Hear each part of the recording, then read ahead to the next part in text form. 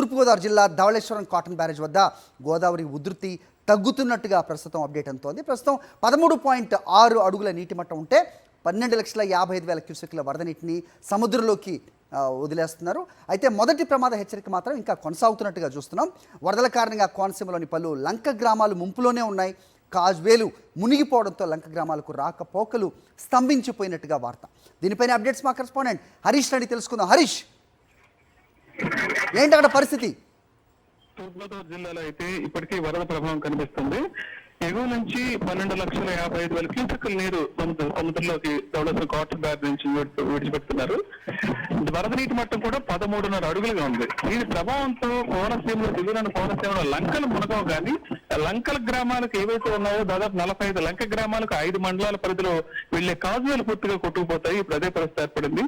ఐనవేలు మండలంలో ఎదురుబిడి కాజువే కొట్టుకుపోయింది. దాంతో 5 లంక గ్రామాలకు రాకపోకలు నిలిచిపోయాయి. అదేవిధంగా పీ గన్నవరంలో గంటి పెదపూడి దగ్గర కాజువే కొట్టుకుపోయింది. 4 గ్రామాలకు లంక గ్రామాలకు రాకపోకలు నిలిచిపోవడంతో అక్కడ పడవలు ఏర్పాటు చేశారు రాకపోకలకి. అదేవిధంగా కనకాయలంక కాజువే కూడా కొట్టుకుపోయింది. దీంతో తూర్పు పశ్చిమ గోదావరి జిల్లాలకు మధ్య కూడా రాకపోకలు కూడా పూర్తిగా నిలిచిపోయాయి. ఇలా ఎక్కడికక్కడ. అదేవిధంగా దీంతో పాటు ప్రధానంగా రాజోల దగ్గర ఉన్న అప్పనరాములంక టేక్సిట్టిపాలెం మధ్య ప్రధానమైన కాజువే నీట మునిగిపోయింది. అక్కడ 4 పడవలు ఏర్పాటు చేసి రాకపోకలకు ఏర్పాట్లు అయితే చేశారు. నీరైతే అక్కడ చాలా ఎక్కువగా ఉంది. సమీపంలో ఓఎన్జీసీ కాలనీ, కొత్తలంక, ఇతరత్ర ప్రాంతాలన్నీ కూడా జల దిగ్బంధాలను చిక్కుకున్నాయి. ఇప్పుడున్న పరిస్థితుల్లో మొదటి ప్రమాద హెచ్చరిక స్థాయిలో మాత్రమే వరద నీరు కిందికి ప్రవేశిస్తుంది. దాని ప్రభావం గోదావరి లంక గ్రామాల్లోకి అయితే ప్రవేశించదు కానీ ఈ రహదారులు అయితే పూర్తిగా మునిగిపోయే పరిస్థితి ఏర్పడింది. ఈ ప్రాంతాల్లో మాత్రమే ఈ సమస్య ఉంది. మరోవైపు ఏకధాటిగా కురిసిన వర్షాలకు అదేవిధంగా గోదావరి వరదల ప్రభావానికి దాదాపు 60,000 ఎకరాల్లో పంట నష్టం జరిగిన ప్రాథమికంగా అంచనా వేశారు. దానికి సంబంధించిన పూర్తి వివరాలు అయితే ఇంకా తెలియాల్సి ఉంది. ఇంకా నష్టం అంచనా వేస్తున్నారు. మరోవైపు వరద ప్రభావంతో ఎగువ బాగా దెబ్బతిన్నది ఏజెన్సీ ప్రాంతాలు. ఏజెన్సీలో విలీన మండలాలు చింతూరు, వీరపురం, కోనవరం చాలా తీవ్రంగా దెబ్బతిన్నాయి. ఎందుకంటే అక్కడ ఒకవైపు గోదావరి, మరోవైపు శబరి నదులు ఉధృతంగా ప్రవహిస్తున్నాయి. ప్రమాదకర స్థాయిలు ఇప్పటికీ ప్రవహిస్తున్నాయి. ఇంకోవైపు కొండవాగులు కూడా ఇక్కడ రహదారులను ముంచెత్తాయి. దాంతో 177 గ్రామాలు ఏవైతే ఏజెన్సీ విలీన గ్రామాలు ఉన్నాయో ఇవన్నీ కూడా వరద ముంపు బారిన పడ్డాయి. దాంతో ఇప్పుడే ఈ ప్రాంతంలో చాలా పెద్ద ఎత్తున ఈ 149 పునరావాస కేంద్రాలను ఏర్పాటు చేశారు. 3,042 కుటుంబాలను అక్కడికి ఇప్పటికే తరలించడం జరిగింది. ఎందుకంటే జాతీయ రహదారి 326, అదేవిధంగా చెట్టి దగ్గర కూడా 3 రాష్ట్రాలను కలిపి తెలంగాణ, ఆంధ్ర, ఛత్తీస్గఢ్, ఒరిస్సా 4 రాష్ట్రాలను కలిపి ప్రాంతాల్లో కూడా నీళ్లు రావడంతో ఇక్కడ కూడా 4 రాష్ట్రాలకు రాకపోకలు కూడా పూర్తిగా నిలిచిపోయినాయి. ఈ ప్రధాన రహదారిది 326వ జాతీయ రహదారి పునరుద్ధరించలేదు ఇంతవరకు పూర్తి స్థాయిలో. దాంతో ఆంధ్ర, ఒరిస్సా మధ్య కూడా రాకపోకలు ఇంకా జరగటం లేదు. విఆర్పురంలో అయితే గోదావరి ఉధృతంగా ప్రవహించడంతో శ్రీరామగిరి, అదేవిధంగా ఇంకో 2 ప్రాంతాలు కూడా ఆ గ్రామాల్లోకి ఇళ్లలోకి నీళ్లు వచ్చేసి రెడ్డిగూడెం, శ్రీరామగిరి ఈ ప్రాంతాల్లో ఈ 2 గ్రామాలు కూడా జల దిగ్బంధంలో ఉన్నాయి. ఇళ్లలో కూడా నీళ్లు వచ్చేసే పరిస్థితి ఏర్పడింది.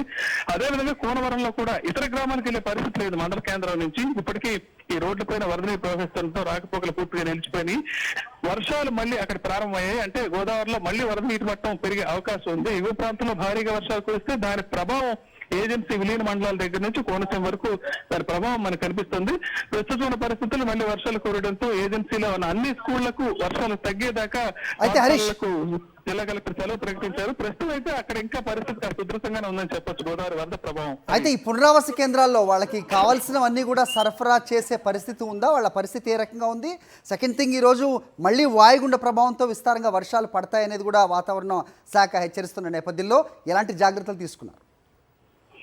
సరే, జనరల్ గా ఈ ప్రాంతంలో ఈ సమయంలో వరదలు ఖచ్చితంగా రావటం ప్రతి సంవత్సరం జరిగే పరిస్థితి గోదావరికి కనిపిస్తుంది. ప్రతిసారి ఇదే పద్ధతి ఉంటుంది. అయితే ముందస్తుగానే 2 నెలల ముందుగానే ఈ ప్రాంతంలో దేవీపట్నం కానీ లేదా ఇతర ప్రాంతాలు విలీన మండలాల్లో ఉన్న వారికి ముందు రేషన్ పంపిణీ చేయడం జరుగుతుంది. అదేవిధంగా రేషన్ తాగునీరు ఏర్పాట్లను ముందే చేస్తారు. ఎందుకంటే వరద రాక ముందే ఈ పనులన్నీ జరిగిపోతాయి. కొన్ని ప్రాంతాలకు మాత్రమే అలా జరిగినాయి. ఇది పునరావాస కేంద్రాల్లో అసలు చాలా వరకు సదుపాయాలు లేవని ఎవరైతే ఈ పునరావాస కేంద్రాలకు తరలి వచ్చారో వాళ్ళు కూడా చాలా ఇబ్బంది పడే పరిస్థితి, బాధితులు కూడా చాలా ఇబ్బంది పడే పరిస్థితి ఏర్పడింది. ఎప్పుడైతే మళ్ళీ దినేష్ కుమార్ కలెక్టర్ తానే స్వయంగా వచ్చి పరిస్థితిని పరిశీలించి ఎప్పటికప్పుడు వాళ్ళకి కావాల్సిన అవసరాలు తీరుస్తారో కాస్త పరిస్థితి మెరుగుపడిందని చెప్పొచ్చు. ఎందుకంటే మిగిలిన ప్రాంతాల కంటే ఎక్కువ ప్రభావం విలీన మండలాలపైన పడింది. అల్లూరు సీతారామరాజు జిల్లా కలెక్టర్ మాత్రం స్వయంగా ఉండి పరిస్థితిని పర్యవేక్షిస్తున్నారు. Harish, thanks for the inputs.